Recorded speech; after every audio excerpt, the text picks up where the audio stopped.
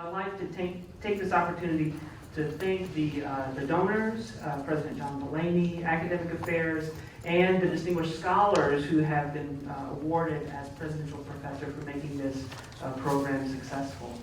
So without further ado, I'd like to introduce our presenter, Dr. Andrew Buchwalter. He's the Presidential Professor in the Department of Philosophy and Religious Studies.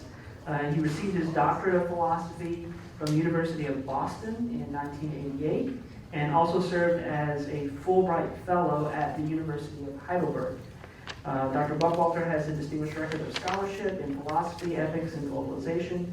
His recent work has included such titles as Universal Human Rights, Social Membership, and Historicity, Hegel and the Right to Have Rights, and the Dialectic of Human Rights and Democracy under Conditions of Globality. Thank you. Globality.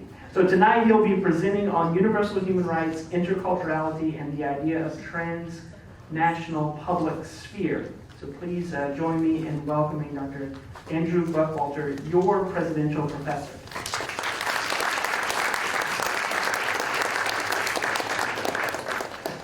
Okay, thank you, Dan, for that very nice introduction, and thank you all for coming out today. I know it's a unusually nice day, and so coming to a philosophy talk is really a what we like to say is supererogatory effort. In addition, I know that we're all I can well attest to the fact that we're all very busy this time of year, so the fact that we're all here today is also much appreciated. Let me begin by saying that I'm also very grateful to the John A. Delaney Presidential Professorship Endowment, which helps support the research that resulted in the remarks I'm planning to give today. I'm in particular grateful to the university, President Delaney, Provost Trainum, and Workman, and especially the Stein family, who generously provided funds for the Delaney Endowment. Let me also say a word about the general value of support of this nature. Institutions like UNF occupy a unique place in the world of higher education. UNF is not a major research institution. Come on in. We're not like, not that anybody needs to tell us, but we're not like UF, Berkeley, Harvard, or Princeton. Nor are we, on the other hand, a teaching college like Florida State College. Instead, we are an institution that puts strong emphasis on both teaching and research. In fact, one of the really unique things about UNF is how these two are combined. UNF is comprised of faculty who are teacher scholars, academics whose research is informed by their work with students in the classroom, just as their work in the classroom is informed by their research. Indeed, the quality of teaching at UNF is as high as it is, in part because faculty members bring to the classroom the expertise, passion, and engagement associated with contributing to knowledge at the forefront of their fields. Resources for research are always in short supply. It is thus extremely important for the mission of an institution like UNF to be able to rely on endowments like the Delaney Professorship. For the sake of my colleagues, our students, the university as a whole, I hope that endowments like these will not only continue, but become even more plentiful. Okay, my talk, Universal Human Rights, Interculturality, and the idea of a transnational public sphere. Today I plan to talk about a topic I explored during the period of my professorship, the idea of universal human rights. This is a topic of great importance, as most of you know, in the world today. It is a central principle of global justice, as it serves as a standard by which to affirm human dignity and autonomy, to promote human well-being, to assess the legitimacy of institutions, practices, and policies and initiatives worldwide, and to ground corresponding responsibilities on the part of states and members of the global community. Human rights have been invoked for such purposes as resisting torture and arbitrary incarceration, demanding the end of hunger and medical neglect, and to empowering claims to national self-determination. Commitment on the part of the global community to the principle of human rights was perhaps most emphatically concretized with the 1948 adoption of the Universal Declaration of Human Rights, the UDHR. Since then, the global community has adopted a raft of agreements, treaties, and covenants pertaining to the support and protection of human rights. Perhaps most significant here are the 1966 Covenant on civil political rights and the Covenant on economic, social, and cultural rights, which together with the UDHR comprise what is now called the International Bill of Rights. It is sometimes said that following the end of the Cold War and the global ideological struggle between communism and capitalism, human rights has become the central moral political idea of our time. Regardless of whether that assessment is correct, it is the case, as Frankfurt University political philosopher Rainer Forst has recently said, quote, "Human rights may be the most generally recognized expression of global norms today," end quote. Despite such acceptance, however, many questions surround the idea and reality of human rights. Some observers note the discrepancy between the common invocation of human rights and the fact that such rights are so commonly ignored and violated. Others question the scope of universal human rights. Are they norms protecting individuals from external interference, the so-called negative rights of bodily security, freedom of movement, and free expression? Or are they also norms empowering human flourishing, the so-called positive rights to education, health care, and basic subsistence? Perhaps the most fundamental question, however, concerns the justification, foundation, and even the coherence of the idea of human rights. So by way of introduction, I'd like to take a few minutes considering some of the issues surrounding the very justification of human rights. There are many ways in which thinkers have sought to justify human rights, and all have their limitations. Historically, thinkers have sought to justify universal human rights by deriving them from God and divine law. This is part of the Judeo-Christian tradition, but it also belongs to the Roman Stoic tradition. The strengths of this approach are clear. Not only does it articulate the universality of human rights, but it assigns great authority to the rights and duties based on its core assumptions. It is problematic, however, not only because it presupposes a God whose existence is hard to prove, theoretically, but because it makes other difficult claims as well. Not only that God has a will, but that he or she wants human beings to act in accordance with his commandments. Rooting human rights in divine law is also problematic for religious non-believers. Another approach to justifying human rights is natural law theory. This theory holds that human rights are, like the laws of physics, rooted in the natural order of things and are entitlements we possess innately and prior to all human construction.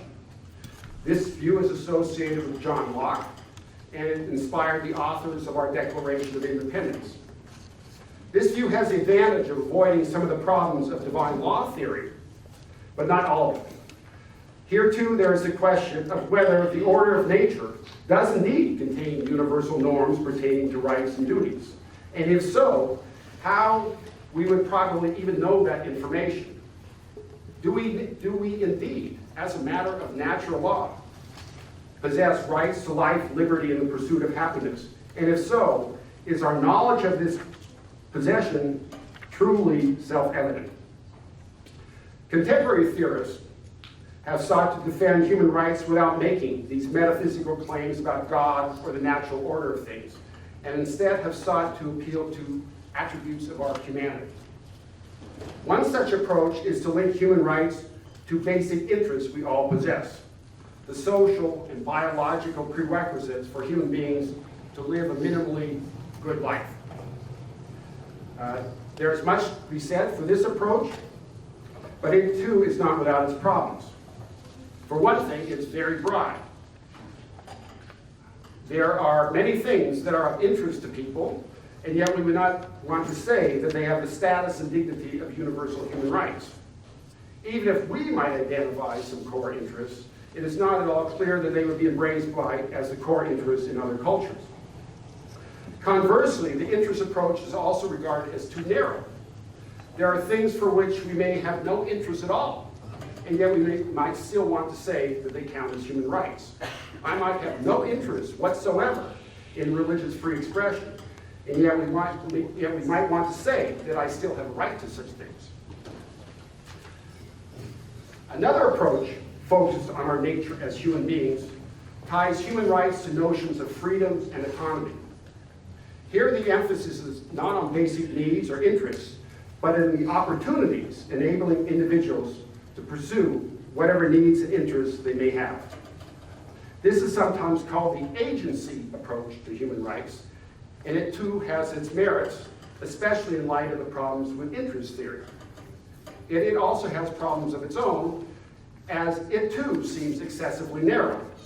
Some regard this approach as specific to Western conceptions of rights, and so is inadequate to more communal and communitarian approaches common to African and Asian traditions. Others claim that it rests on an atomistic individualism foreign generally to a proper account of human nature. Yet others question the very notion that rights of freedom can simply be ascribed to human beings as such, without also asking how humans can be said to define for themselves what those rights might be. But the theory is problematic even if we accept its understanding of rights as opportunities for agency. For instance, there are cases in which people may not have opportunities for agency, and yet we might still want to say they have rights. We assign rights to the incompetent, those who may be in a comatose state, and others lacking the power of autonomous choice. Similarly, when we say that somebody has a right not to be tortured to death, we are presumably talking about something more basic than just a denial of autonomous agency. In light of these problems regarding the justification of human rights, there are typically two responses. One is to call for the entire junking of the whole discourse on human rights, just incoherent. This is the approach famously adopted by the 18th century utilitarian thinker Jeremy Bentham, who responded to what he saw as a sententious, overstated rhetoric in that's what he saw in the 1776 Declaration of Independence, as well as the 1789 French Declaration of the Rights of Man, said that human rights are nothing but nonsense on stilts. Bentham was referring specifically to the natural rights tradition, but his critique is applicable to any account that sees rights as innate and discoverable entitlements existing prior to and independently of human political enactments. A second response to this problem of justifying human rights is to seek to continue the discourse of human rights, but cognizant of the problems with traditional justifications, advance a more modest, or as we now like to say in philosophy, deflationary approach. For these thinkers, human rights are justified through pragmatic political considerations regarding the function they play in contemporary international politics and law. On this view, human rights do not denote innate pre-political entitlements. Instead, they are simply the standards adopted by members of the international community to clarify the limits of state sovereignty. Their purpose in this effort is to specify rules as to when the international community might be justified in intervening in the affairs of a country so as to protect members of that country from the abuse they may suffer at the hands of their own leaders. So in what follows, I advance yet another approach, a different approach to universal human rights. While I wish to defend against the view of those sympathetic to Jeremy Bentham, a doctrine of universal human rights, I do follow the political pragmatic approach in rejecting many of the traditional ways in which that is done. I also follow that approach in fashioning an account of human rights rooted in actual processes of agreement and interaction of persons and peoples. On the other hand, I reject the view specific to that political approach that says that human rights are merely the product of pragmatic decisions by members of states of the international community. Instead, I affirm the more traditional view that a doctrine of human rights admits of general justification and that it can have universal standing. I do so by a way of what I call an intercultural approach to universal human rights.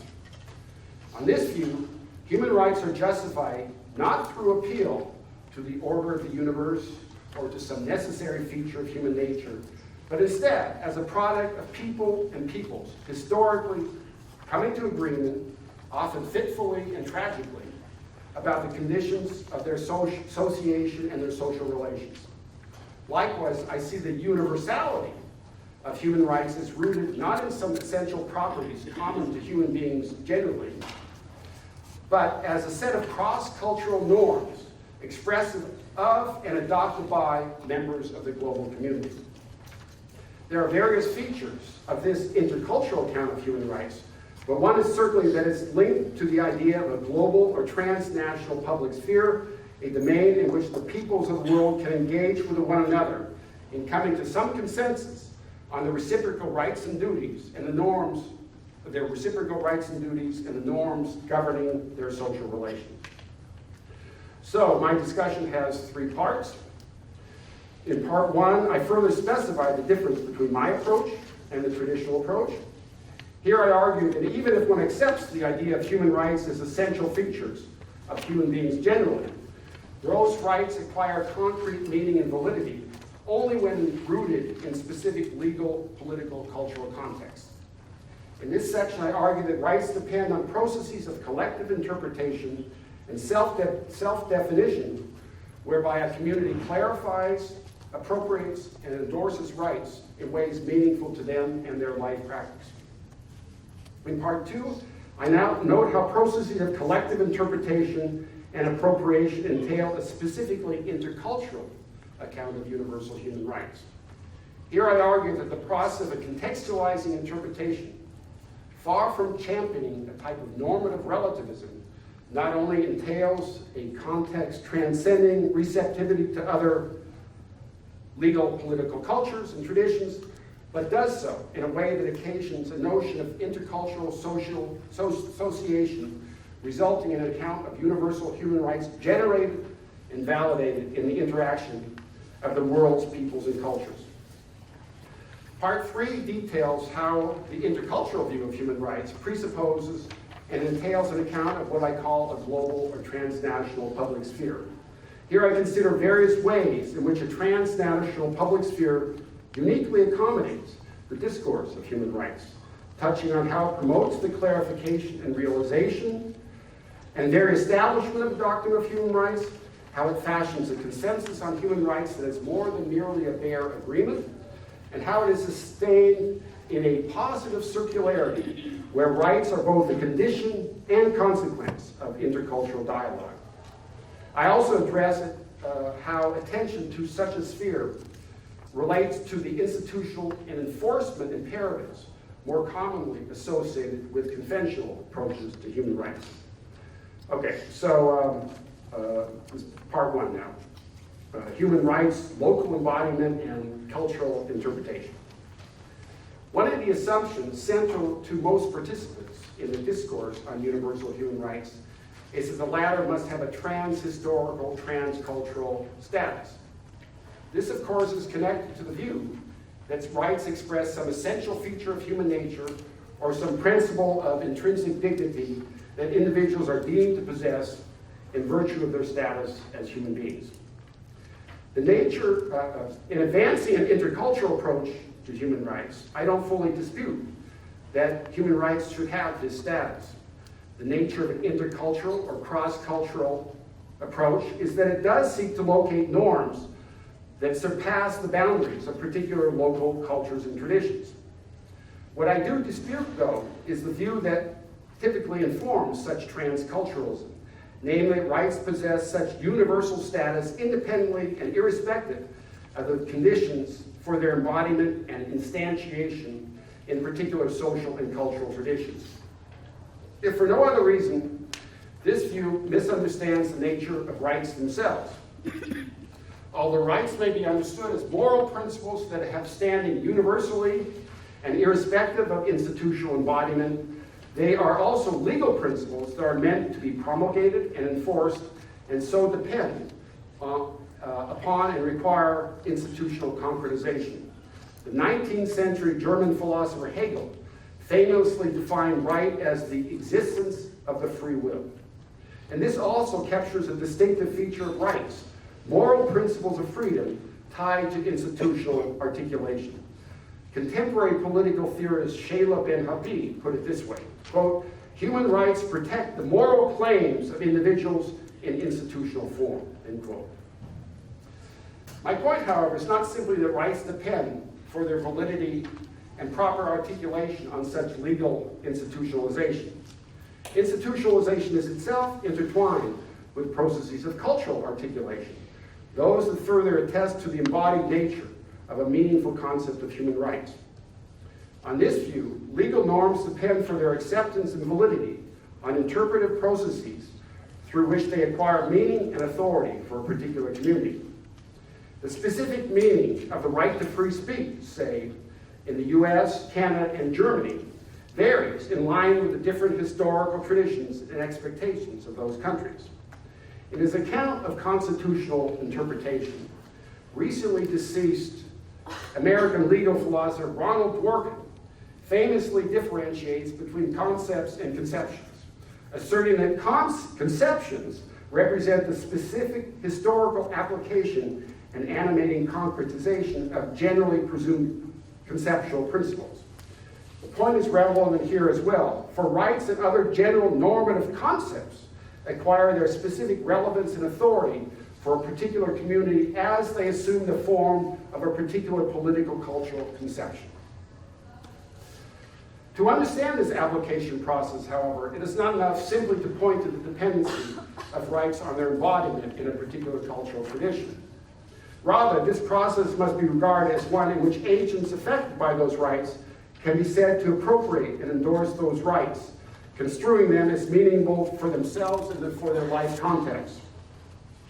Prominent Canadian political philosopher Charles Taylor put it this way, quote, "To talk of universal, natural, or human rights is to connect respect of human life and integrity with the notion of political autonomy. It is to conceive people as active cooperators in establishing and ensuring the respect which is owed them," end quote. Or following the language of contemporary German social and political philosopher Jürgen Habermas, we might say that the concretization process depends on regarding agents not only as the grantees or addressees of rights, but their authors as well. Only through such authorial identification do individuals fully acknowledge the authority of rights as binding on themselves and their social circumstance. On Habermas's view, human rights ultimately depend on an account of democracy. There's this codependence between human rights and democracy. I actually believe that as well. Here, however, I want to make a different point, namely that the process by which rights are interpreted and clarified as meaningful for a particular community is also a process of collective self-interpretation. The activity of a community defining and redefining norms governing itself and its members is also one in which it defines and redefines itself as a community. This, to be sure, is not to ascribe to a community a fixed or unitary sense of self. If for no other reason, this is precluded by the nature of interpretation itself, which is fueled, at least in part, precisely by contestations regarding shared identity. Still, if we don't speak of a fixed or unitary sense of collective identity, we can still say that the process by which a community defines and redefines its political and legal norms is also one through that effectively serves to define and redefine its own understanding of itself as a community. Okay, now moving to the second section.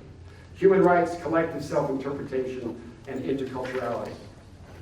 Against conventional essentialists and ahistorical views, I have argued that human rights depend for their validity and concrete meaning on processes of interpretive contextualization.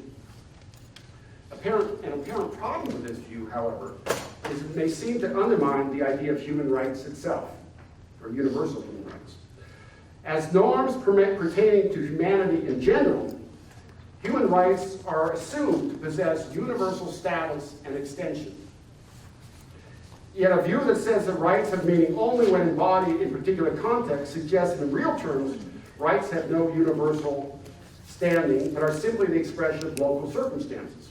In this way, rights are deprived not only of their presumed universality, but also their capacity, central to the human rights discourse, to serve as standards by which to assess and criticize unjust or abusive practices in particular settings. The position outlined so far thus may seem to promote the normative or ethical relativism that a theory of universal human rights is supposedly meant to contest. There are various ways to meet this challenge. Here I claim that accommodation of a robust account of universal human rights is entailed by the very process of interpretive appropriation occasioned by the requirements for contextualization just described. The particular point of this argument hinges on the recognition that processes of interpretive appropriation are indeed matters of cultural self-interpretation and self-definition. Appreciation of this point is important from the perspective of a mode of analysis that derives, again, from the philosophy of Hegel, for whom individual self-understanding is also an intersubjective process depending ideally on achieved relations of recognition with others.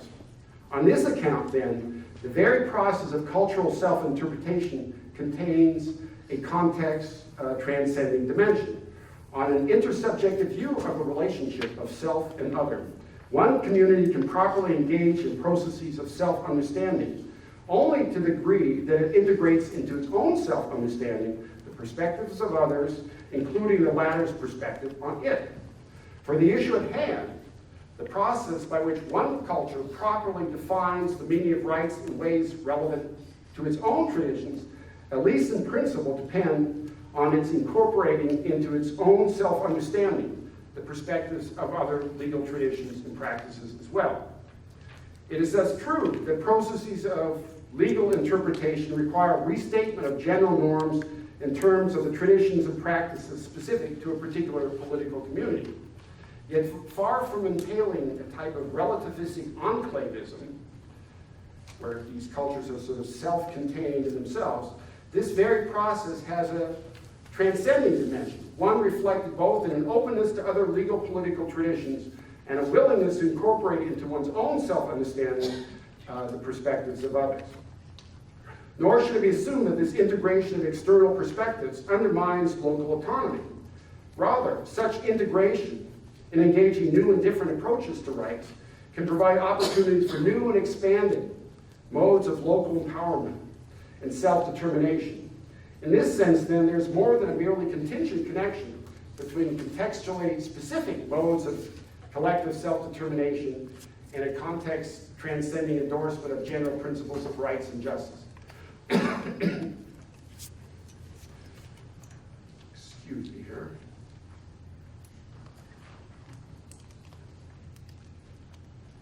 To be sure, such practices of openness to other legal traditions is not in great evidence in American jurisprudence.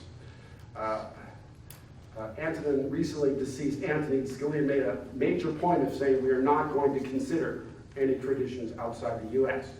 But such attention is increasingly evident in the legal practice and juridical self-understanding of other countries and states, and notably the European Union. There, not only are rights claims of citizens in one country increasingly advanced through appeal to supranational legal entities like the European Court of Justice, the legal self-understanding and even the public culture of individual states are increasingly reshaped through integration of perspectives resulting from transnational juridical exchange. Global legal developments reveal a dialectical process, one characterized, to use the complicated, I admit, complicated terms of social theorist Saskia Sassen's, that of endogenizing, integrating the non-national into the national, something that in turn has, what she says, a denationalizing effect on the legal political self-understanding of national communities themselves. What I'm suggesting then is that appreciation of the local conditions for articulating and realizing rights is not incompatible with an appreciation account of human rights norms that surpass the bounds of particular communities. Instead, it simply clarifies its features. On this view, a doctrine of human rights does not denote a set of norms presumed to possess some transcendent status, pre-existing cultural and political embodiment. Instead, a doctrine of human rights is generated and validated in the intersociation and interchange of peoples and persons as they define and redefine their relations with one another in history. It is one in particular tied to a normative convergence process animated by the activity of peoples and persons readjusting their legal conceptions and self-conceptions as they forge and maintain relations with other peoples and persons. In this respect, human rights represent a decidedly intercultural phenomenon, not the metaphysical one commonly associated with the natural law tradition and some of its current proponents. In a famous essay entitled Conditions for an Unforced Consensus on Human Rights, Charles Taylor proposes a doctrine of human rights understood as the product of an overlapping consensus among cultures. I support this idea, yet I do so less, as does Taylor, who simply reflects on commonalities that obtain in the face of significant differences among peoples and cultures. Instead, I support the idea of a political overlapping consensus, understood as the historical product of the real interaction of diversely situated peoples and persons forging agreements themselves on shared norms and values. Later I shall say a little more about this consensus, but for now we should not be misled by the language of consensus. Thus, for instance, Taylor's talk of an unforced consensus on human rights is not altogether useful in this context. Any process of historical exchange on rights will always be a matter as much of confrontation as cooperation, disagreement as agreement. Indeed, one of the most clear features of human rights, and one not properly addressed in the traditional essentialist views of human rights, is how rights emerge from the suffering of real human beings and the political struggles to defend their dignity. Yet appreciation of the reality of such conflicts is not incompatible with an account of human rights focused on recognitive processes of consensus and agreement.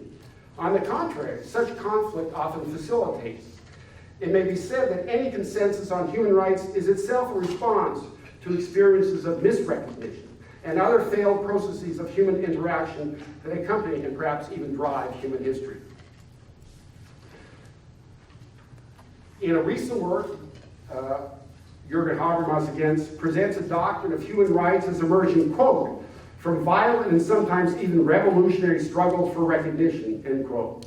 In the present context, we might invoke this point to suggest that war, conflict, strife, and other forms of struggle, tragic though they are also part of an intercultural learning process, wherein principles of right are forged in response to historical forms of injustice and to modes of misrecognition with which such injustice is often associated.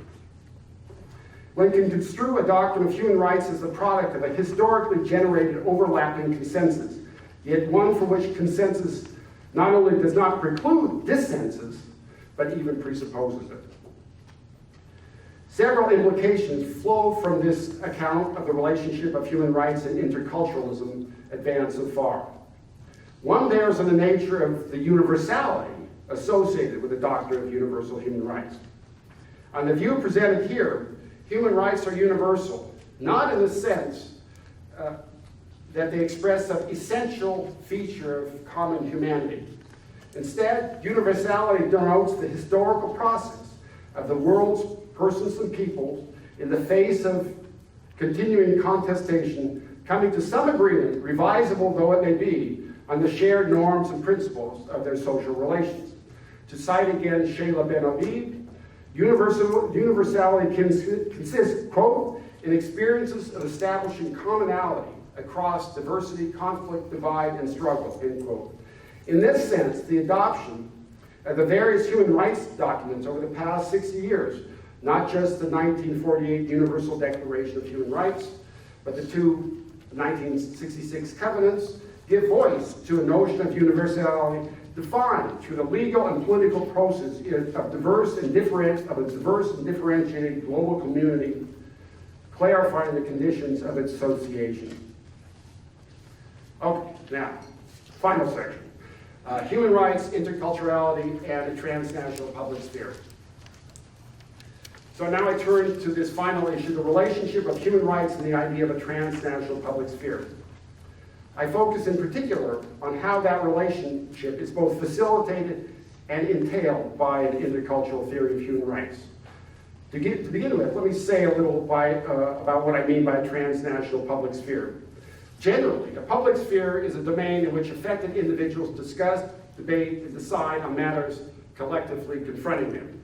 At the global level, a public sphere can take many forms. Governmental or legislative bodies like the UN General Assembly, transnational non-governmental organizations, NGOs like Greenpeace, Doctors Without Borders,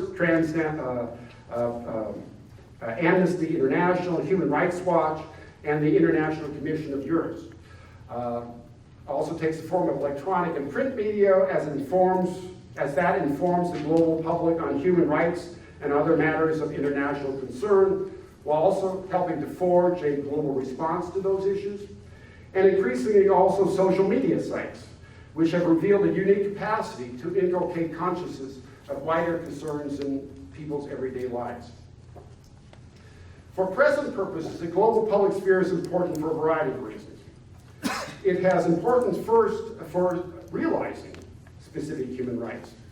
Especially important are socioeconomic rights, defined thus in the UDHR.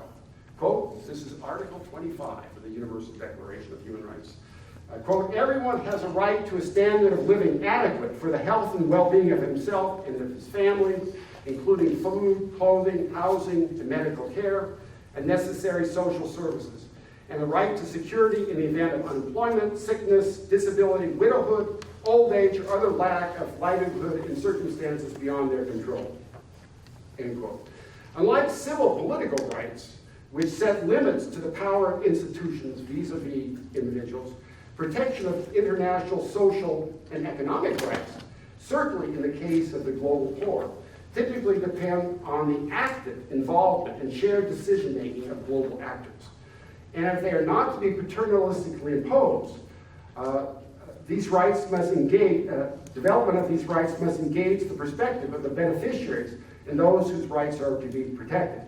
None of this can happen, however, in the absence of mechanisms enabling those to deliberate about the conditions for realizing recognized rights. But a global public sphere is not simply an arena for realizing accepted rights, but also a framework for clarifying the meaning of rights themselves.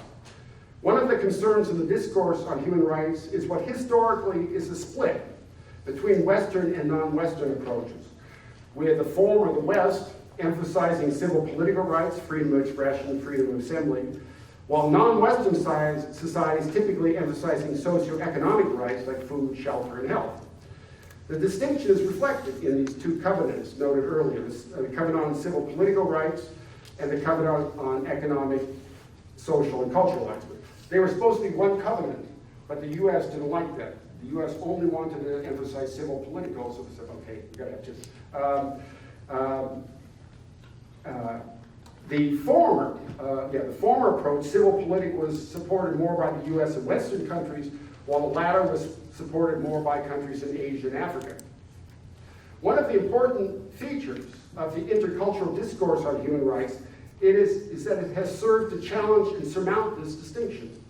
Owing to such exchange, there is a growing appreciation that civil political rights cannot properly be exercised without socio-economic and educational resources ensured through social and economic rights. Conversely, there is a greater recognition for the proposition that social and economic rights cannot be fully ensured unless individuals also possess the civil and political rights needed to oversee and, as necessary, challenge the activity of institutional bodies charged with administering those rights. This is one way in which cross-cultural dialogue through the global public sphere has helped to clarify and further concretize core elements of the human rights doctrine. The point may be made even stronger by noting that it is in the very operation of a global public sphere that a global public sphere contributes to realizing the doctrine of universal human rights. Inasmuch as the transnational public sphere is constituted and sustained in part in the activity of persons and people addressing the conditions of their social relations, it itself subsists in the practice of persons and peoples actualizing elements of a doctrine of universal human rights. Whatever else it is, a properly functioning global public sphere is a domain in which members of a global community reciprocally clarify expectations regarding mutual entitlements and obligations. In this way, that sphere operationally contributes to actualizing a globally validated doctrine of human rights. We might say that with a transnational public sphere, means and ends coalesce. A global public sphere provides the framework for members of the global community to come to some consensus on the contents of a doctrine of universal human rights. Yet given its uniquely performative capacities, it also serves to engender elements of that very consensus in the deliberative process it enacts. It is with regards to this connection between means and ends that the connection between a doctrine of universal human rights and a transnational public sphere is especially evident. There are thus various respects in which the resources of a global public sphere contribute to achieving a cross-cultural consensus on universal human rights. It is also important not to misunderstand what is meant by this consensus. At issue is not just any consensus or agreement. Clearly, there can be forms of consensus that don't affirm our intuitions about human rights norms. There can be agreements among peoples predicated precisely on denying people's human rights. And indeed, it is just to avoid the problem of appealing to such merely empirical agreements, which often can take the form of mere majoritarianism, that traditional proponents of human rights have made the point of appealing to innate pre-political entitlements that individuals are said to possess simply in virtue of their humanity alone and independently of any of these agreements. Yet such concerns, important though they are, do not apply to the position that I'm presenting here. Here I leave aside the issue already noted. Even if we allow for the existence of innate pre-political rights, their clarification and application will invariably still depend on discursive modes of interpretation and agreement. So we never really get beyond interpretation and agreement. Instead, I want to claim that the consensus forged in the deliberations of a genuinely global public sphere is not any mere empirical agreement, but one governed by certain normative constraints. In particular, a global public sphere is an emphatically dialogical public sphere. It is oriented not just to aggregating private preferences, but to promoting public presentation of reasons and arguments that can be defended to others. It depends on open and informed scrutiny in which all affected can somehow participate, and it's directed to results that have been able to survive the process of unobstructed discussion. Of course, we should not delude ourselves about the prospect for such robust deliberation. At least as much as public dialogue generally, dialogical exchange at the global level is gripped by imperatives of money and power that undermine the possibility for genuine and wide-ranging communicative exchange. There are also special logistical challenges confronting transnational dialogue. In this respect, this intercultural dialogue is a counterfactual ideal. It's a normative standard. Still, if a proper account of human rights does depend on processes of intercultural exchange, its concrete realization will also depend on cultivating the resources of a global public sphere informed by normative considerations such as those just noted. On the basis of the foregoing, it could be claimed that I've now begged the question, something you don't want to do in philosophy. To say that global public deliberation must adhere to norms of public reasoning, dialogical reciprocity, and unobstructed discussion would seem to say that it depends on certain rights claims, such as freedom of expression and participation. Yet what I've been proposing is that the rights are clarified and validated, even generated in the deliberative and as a result of the deliberative process itself. So it would seem that my position is beset by a circularity, as I now appear to be claiming that the intercultural account of human rights presupposes the very rights that it is set to establish. And yes, there is a circularity to the position I'm elaborating, but it's not one that invalidates it. It's not what we call a vicious circularity. I'm not going to say it's virtuous, but it's not vicious. So, on the contrary, some circularity is a constitutive feature of the position itself. An intercultural account is a historically situated approach to human rights, and so operates in a world where rights and rights claims already exist and are recognized.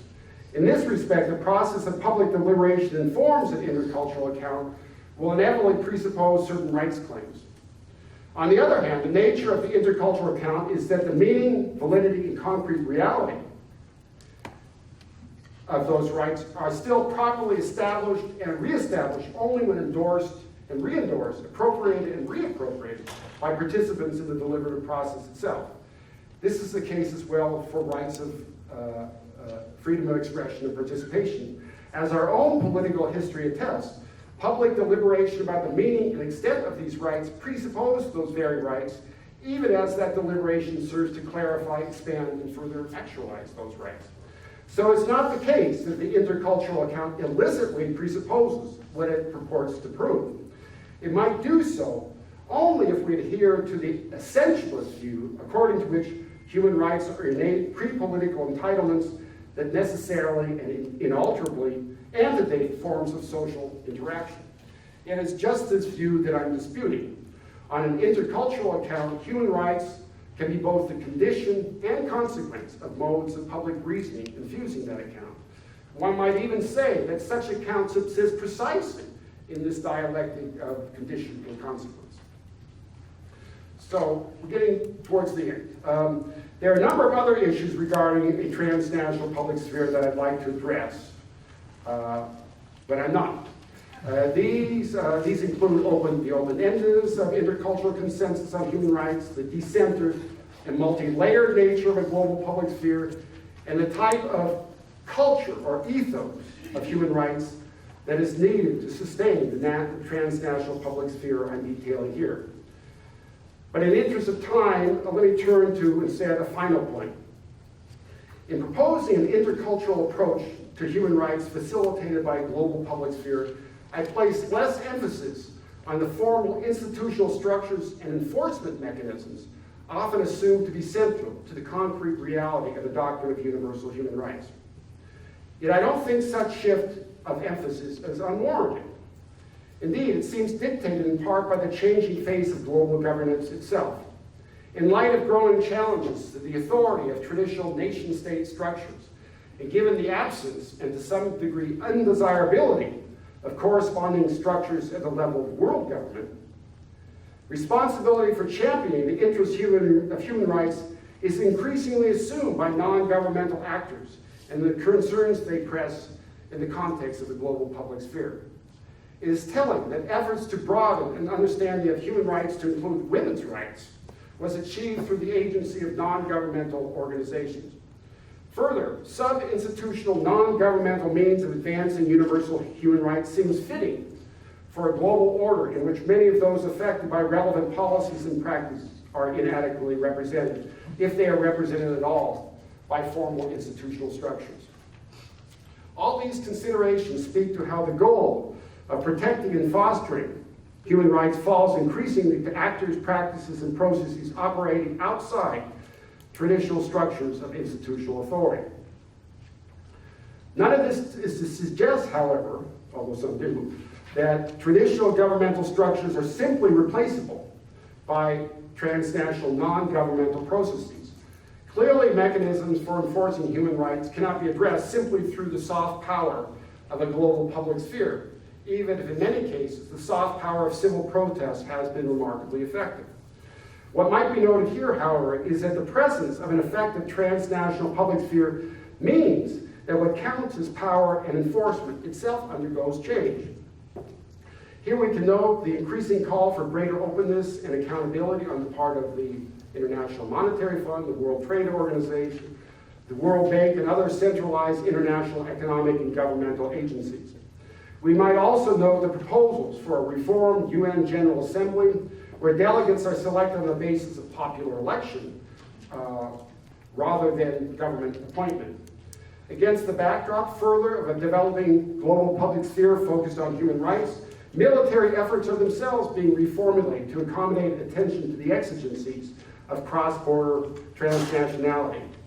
At issue is not self-defense or foreign conquest, but efforts to forge peace and to tame violence between warring parties. Moreover, embedding enforcement of human rights within a transnational public sphere leads, some say, to the very civilizing of violence itself, where the exercise of force is increasingly mediated by the requirements of political justification or supplanted altogether by political measures. In some cases, it may even be said that with the emergence of the transnational political community, legal norms are increasingly internalized by community members so that they can possess buying power without the backing of coercive state-sanctioned power. In this respect, one can still speak of the institutional support for a doctrine of human rights, yet with institutions themselves now understood less as formal governmental structures than the traditions and practices forged and maintained in processes of intercultural exchange and interaction. These considerations speak further to the special relevance of the transnational public sphere for the discourse on human rights. We have already observed how a transnational public sphere is engaging, at least in principle, all affected in attention to the conditions of their shared existence, is especially suited to the validation and realization of a doctrine of universal human rights, one that concretely bears on humanity itself. In addition, a transnational public sphere, precisely in its juxtaposition to institutional state structures, is especially suited to affirm principles of a doctrine of human rights meant to assert the claims of individuals against arbitrary state power. Perhaps most important, however, an account of human rights keyed to a transnational public sphere is uniquely able to articulate the normativity of the discourse on human rights, because it gives voice to a notion of law not bound by the territoriality of state structure. It is able to situate the discourse of human rights in what's called the dialogical space of public reason itself. In so doing, it assigns to that discourse a critical and legitimizing function vis-a-vis state power. It accommodates the cross-border dimension of a genuine universal doctrine of human rights, and through its reliance on reasons and arguments that must be defended to others, it accommodates the modes of intercultural exchange central to what is presented here as a proper account of human rights. So, thank you.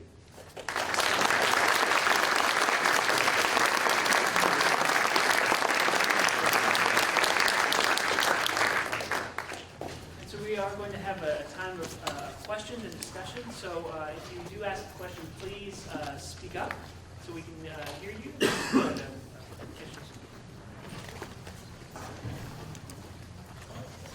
David? Yeah, thank you very much for a provocative and stimulating lecture. Very much. I'd like to frame this question in the context of the real existing conditions in which we live, global neoliberal capitalism. And under that system, it seems that property rights and market justice have trumped, maybe claiming the mantle of freedom and liberty have trumped global citizenship rights, human rights, and social justice. So I'm wondering to what extent, in your conceptualization of interculturality, could that be used as a way to advance in this contest between property rights and human rights, a greater recognition and ultimately advancing the principles of human rights in relationship to property rights? Yeah, okay, well, great question. Yeah, yes, I was suggesting that, I do want to say that ought implies can, so it's not merely some abstract normativity, but yes, I am advancing a type of normative count, and I'm not suggesting the count I'm describing is reflective of completely of existing realities, although I want to suggest that something is there. But yeah, that's a major problem. The type of economic neoliberalism that still pretty much defines global relations. It causes a whole range of problems. My own view, though, is that it genuinely, and actually that also corrupts the intercultural dialogue to really deal with the problem. But on the other hand, a genuinely intercultural view, which includes all affected, would, in my view, necessarily entail reformulation of certain current practices. And frankly, I think some of it's already happening. I mean, there's growing recognition from lots of perspectives that a purely neoliberal approach to market consideration itself doesn't work. I mean, we just had evidence of that a few years ago in this country, you know. But on top of that, there's a notion that market relations themselves aren't going to work unless there's some appreciation of broader social and economic rights. That in fact, market relations have to be supplemented with some greater attention to human rights considerations. I mean, if people don't have rights to food or work or well-being, they're not even going to be able to participate in the global economy. So it's sort of self-destructive for the global economy itself to not further incorporate social economic rights. And it seems to me that in other respects, things like this are happening.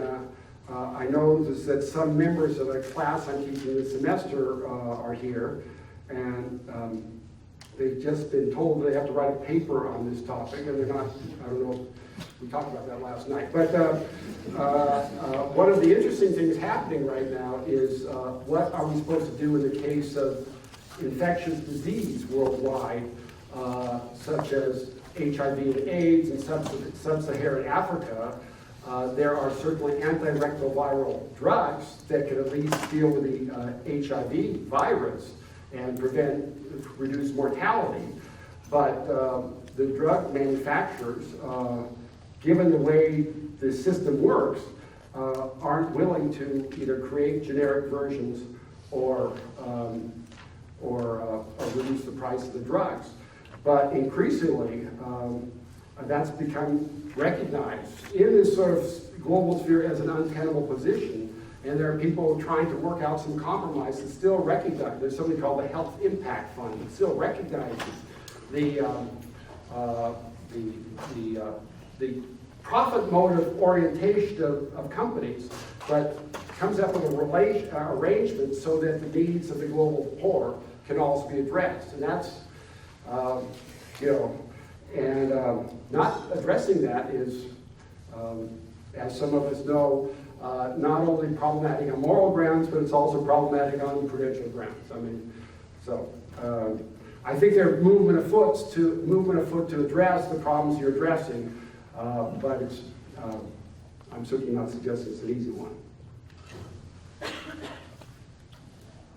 My question is, within the intercultural theory of human rights, how do you account for the emergence of perturbations in the fabric of human rights? What? Perturbations in the fabric of human rights that seem to undermine the ontological position of human rights. And I'm speaking specifically of the rights to nature and of animals.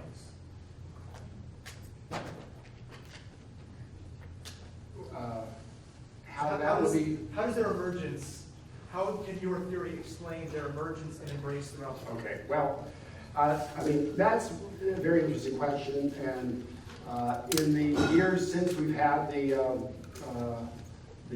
UN Declaration of Human Rights, as I said, there's been this whole raft of new rights doctrines. There's now rights to collective self-determination. There's even discussion of environmental rights. Of course, one of the problems here is that we are dealing with human rights and not the rights of non-humans. That's not to say that the interests of non-humans can't be considered, but the way that's typically done is through a type of anthropocentric approach to environmental concerns, and that it's in the interest of human autonomy, and I think this is borne out increasingly, that there has to be greater respect also for the non-human world. That, of course, is still an anthropocentric view, not a biocentric view, but you know, it's not clear to me that one can come up with a biocentric view within the context of doctrine of universal human rights. Might be able to do it some other way. So one can accommodate that concern, but we can accommodate the interest of non-humans. Whether we can accommodate, whether this doctrine can accommodate their rights, that would be more difficult to say.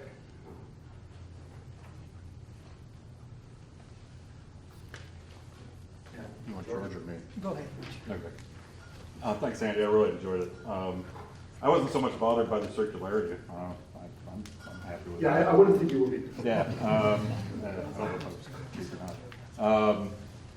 But an agency theorist might come back and say that you've actually got a hidden agency theory that's kind of lurking underneath the interpretive account, right? That at one point you said that not only should we be the addressee of rights, but we actually have to be the author. And you take something like a Kantian account of giving yourself the moral law, that really at the core of that interpretive process, if agency doesn't kind of speak out in it, it looks like something is lost. And that maybe underneath what looked like was circular, there's actually a kind of agency theory that's supporting it.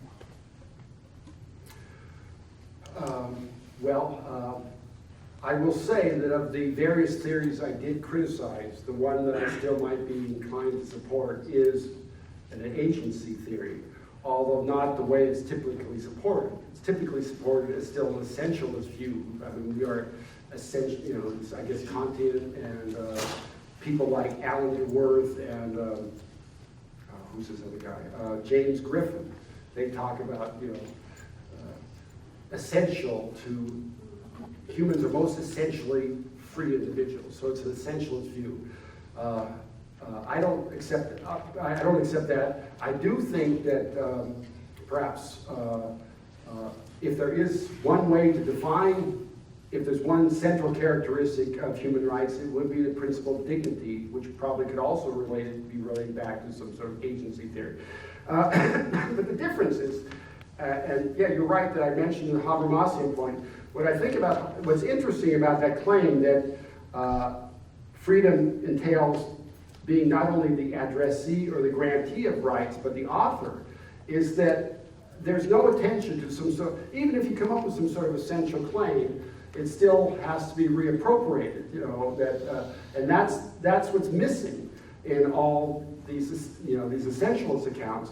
And to say it has to be reappropriated then gets you into this very elaborate political process, because it's not just you appropriating it. You know, when we're dealing with rights claims, we're talking about a society. So that's why Habermas claims that rights depend on democracy, or as he also says, private autonomy depends on political autonomy. So yeah, I guess there is that, but it's whatever you want to say, it still has to be reappropriated and thrashed out in a political process. So I mean, that was sort of what I was saying. Even if we want to say that I'm presupposing some things, the upshot still is in the appropriation. So I don't know if I'm that bothered by the issue. Ole.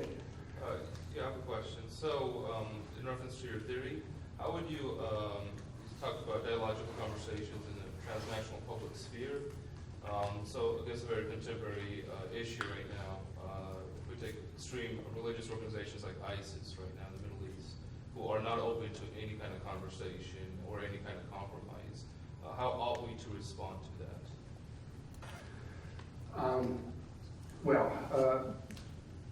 Engaging them in conversation is probably not the first option. It's a complicated question. It's an interesting question. And I think actually, I mean, one of the ways people sort of address the issue, David, I mean, in addition to the issue of narrow economic focus, there's narrow security interests, national security interests. And one of the things this country likes to do, and one of the things that comes up in the presidential campaign is we're just going to go after these criminals, and we're not going to focus on the causes of the criminality. And it seems to me that, I mean, there are reasons why these organizations have come into existence. And we might not be able to deal with them now in ways other than military ways. But long term, we have to address these broader considerations, which include also issues of social rights. You know, I mean, a lot of these countries, there's poverty, there's no political participation, and here they're given these other opportunities. Enjoying these groups. So, you know, long-term extending a broader notion of human rights, including these social rights, globally, which would involve certain commitments on the part of Western countries, would be one way of addressing that problem. I think people are even talking, and those are, of course, these terrorists from without. People have also been talking about it in terms of what's happening in Belgium now. I mean, the supposed perpetrators of what happened in Brussels were themselves Belgian, and yet they were living in a highly ghettoized, impoverished area, Molenbeek there, and that's also not a sustainable situation, and not surprising. These things, not to condone it, but it's also not surprising that it happens. So there's even a discussion, and actually this is a feature of a type of global public sphere. There's been discussion that until we also deal with the causes of these problems, they're not going to be resolved. And so I think there is, I mean, maybe not on the presidential campaign trail right now, but elsewhere there is some appreciation that some of these things have to be better addressed. And maybe it can't be, some of the immediate perpetrators will not be affected by this, but long term, it seems to me this is a way to do it, and this is actually facilitated by the type of global public debate that I've been discussing. John. Yeah, thanks for the talk. So I originally had the worry that you mentioned that things could have gone differently historically, and we would end up with a very counterintuitive set of universal human rights if things in World War II happened differently, then we're stuck with the wrong kind of consent. You said, don't worry, we're going to add these constraints to the kind of consensus required. It has to be suitably intercultural, people who are effectively have a voice. And then the worry to me becomes whether we have any human rights now, given that those constraints are so robust we haven't achieved them ourselves. The global dialogue isn't sufficiently intercultural. The affected parties don't have a sufficient voice. And so whatever agreements we have achieved, they haven't met the standards that you laid out. Well, I wouldn't be quite that despairing about the situation. It seems to me that there is progress. I mean, I don't want to be Pollyannish about progress, but if you simply look at the history of the human rights discourse, it's been pretty significant. And I mean, it doesn't happen in a unilinear way either.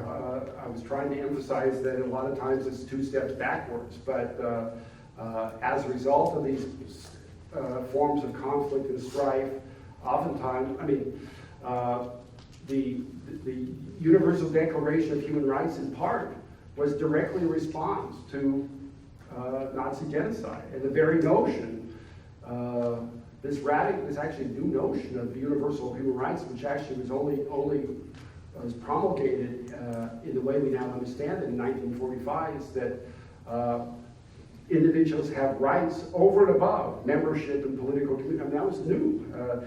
Even the League of Nations after World War II, World War I, they said, well, yeah, we're going to end all wars of aggression, blah, blah, blah. But there was never any talk about some rights people have independently of nation states. I mean, it was only then, in 45, that we first started talking about that.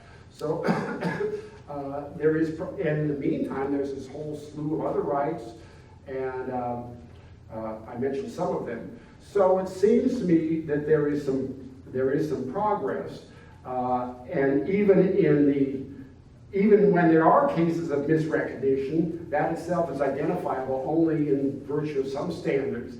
But that's not to say that the standard. My argument is not that the standards have been fully realized, but it is sort of a nor roads boat type thing that we're sort of presupposing those norms even as we further develop them. So so in other words,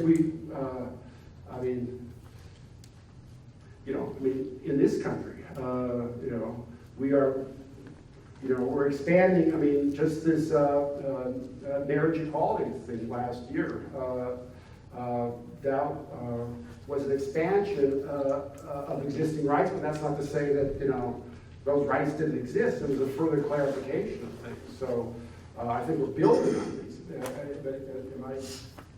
Am I addressing your point or not? Yeah. Okay.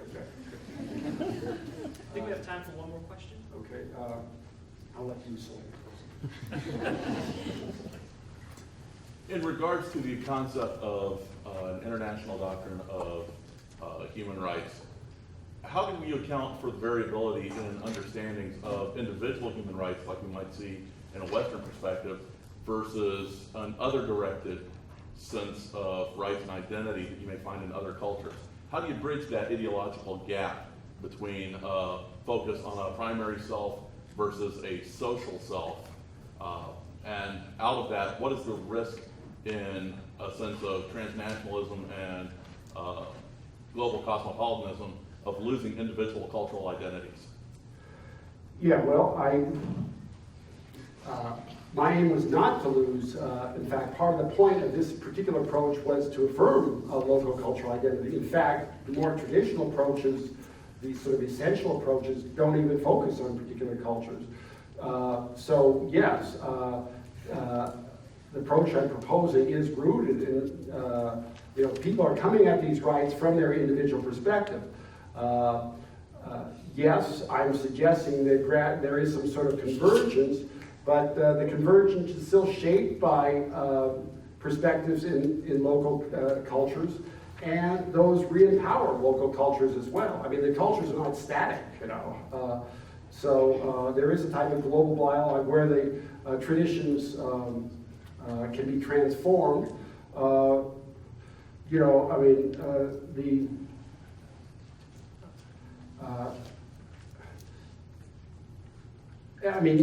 Yes, the Western approaches are still more individualistic, and non-Western have more communal focus, but I think those distinctions themselves breaking down. I mean, there's the idea of atavistic individualism is not at all completely dominant in the West. There's many who have more communitarian appreciations, and also in non-Western cultures. I think it's being expanded by or reinterpreted in terms of certain individual liberties. And I mean, there's one guy named don't know how to pronounce his name, Chakrabarti, I think. How's it? Okay, yeah. He says we're all Western now, you know, for better or for worse.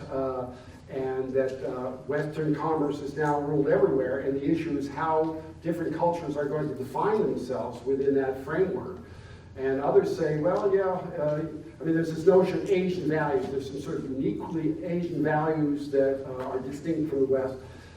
You know, I'm not sure that's the case anymore, that even Asian countries are participating in the global economy, and they're participating in the global economy. Inevitably, they're starting to accept certain issues of property rights, person rights, and contract rights. So global interactions are themselves forcing changes. They still have their own perspectives, but I think it's dynamic. I want to thank you all for coming out. We do have a reception right behind you, very easy. You just walk on over. Just thank. Okay, thanks everybody. Thank you.